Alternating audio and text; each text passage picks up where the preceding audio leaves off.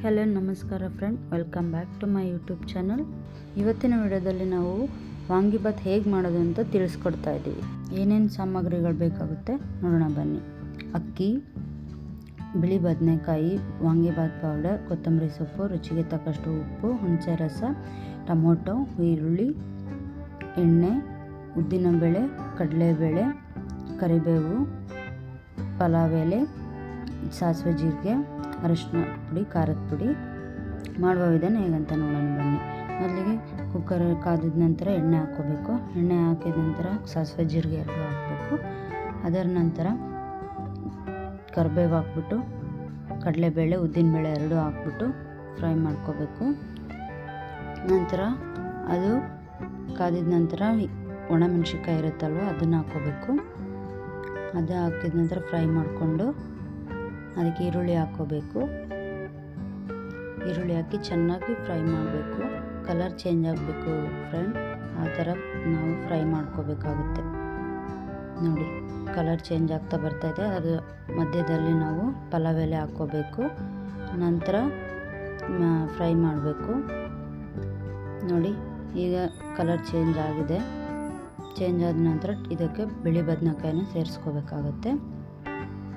ಬದನೆಕಾಯಿ ಸೇರಿಸಿದ ನಂತರ ಫ್ರೈ ಮಾಡಬೇಕಾಗತ್ತೆ.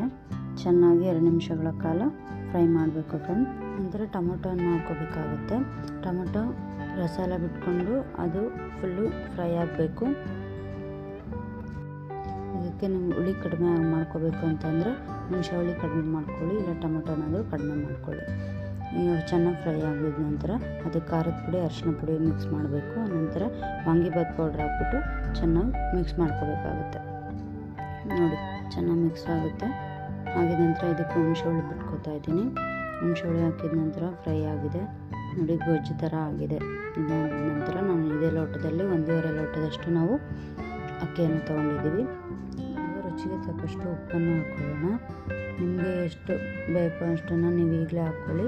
ಹಾಕಿದ ನಂತರ ನಾವು ಇದಕ್ಕೆ 3 ಲೋಟ ನಾವು ನೀರು ಹಾಕಬೇಕಾಗುತ್ತೆ. ನಾನು 1.5 ಲೋಟ ಅಕ್ಕಿನ ತೊಗೊಂಡಿರೋದ್ರಿಂದ ನಾನು 3 ಲೋಟ ನೀರು ಹಾಕ್ಕೊಂಡ್ಬಿಟ್ಟು ಇದನ್ನು ಕುದಿಯೋದಕ್ಕೆ ಬಿಡ್ತಾ ಇದ್ದೀನಿ. ನೋಡಿ ಫ್ರೆಂಡ್, ನಾನು ಅಕ್ಕಿನ ಒಗ್ಗರಣೆ ಹಾಕೋಬೇಕಾದ್ರೆ ತೊಳೆದಿಟ್ಕೊಂಡಿದ್ದೆ. ಸೊ ಈಗ ನೋಡಿ ಕುದೀತಾ ಇದೆ. ಈಗ ಕುದಿಬೇಕಾದ್ರೇ ನಾವು ಟೇಸ್ಟ್ ನೋಡಿಬಿಟ್ಟು ಉಪ್ಪು ಹಾಕ್ಕೋಬೇಕಾಗುತ್ತೆ. ಉಪ್ಪು ಹಾಕಿದ ಕರೆಕ್ಟ್ ಇದ್ದರೆ ಓಕೆ. ಅದ ನಂತರ ಅಕ್ಕಿನ ಹಾಕ್ಕೋಬೇಕಾಗುತ್ತೆ. ಅಕ್ಕಿ ಹಾಕ್ಕೊಬಿಟ್ಟು ಮಿಕ್ಸ್ ಮಾಡ್ಕೊಳ್ಳಿ.